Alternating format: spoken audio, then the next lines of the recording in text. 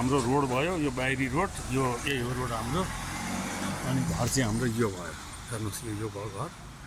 यस्तो छ ठाउँ यस्तो छ यतापट्टि पनि रोड भयो डबल कर्नरमा हो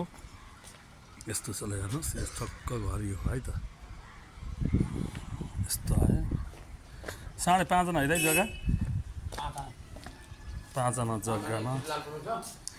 5 आना 1 पैसा लाल पूर्जामा छ 5 आना जग्गा चाहिँ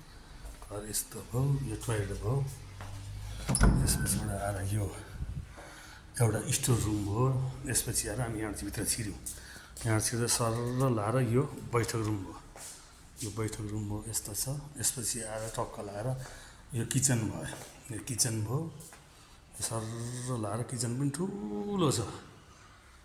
यो किचन भयो यो तपाईँको बाहिरी ओभलिङ स्पेस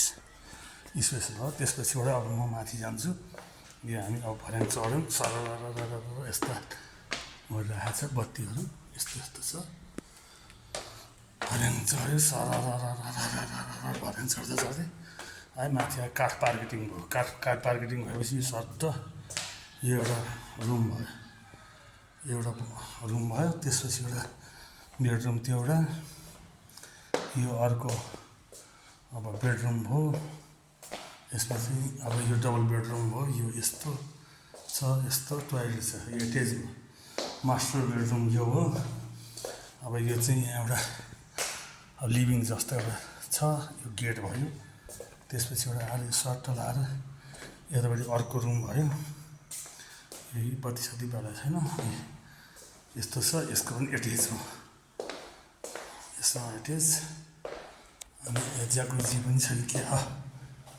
नुहाउनु रहेछ यो पुरा सिसा राखेर नुहाउनु भयो त्यसपछिबाट आएर यो ऐना भयो यसपछिबाट आएर यो टोयलेट भयो यसपछिबाट आएर यो आएर सरर एउटा दुईवटा चारवटा रुम त्यसमा भयो हामी 2 तला माथि आयौँ 2 तला माथि आएपछि एउटा पूजा कोठा भयो त्यसपछि आएर यो अब बेडरुम भयो एटेच छ यसमा एटेच त्यसपछिबाट आएर एउटा भयो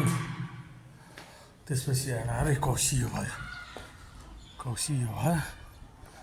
यस्तो छ यहाँबाट माथि जाने भयो माथि अब नजाउँ यहाँबाट यस्तो छ यो पारीको यो यताबाट आएर यस्तो भयो त्यो पारी यो हाम्रो चाहिँ नि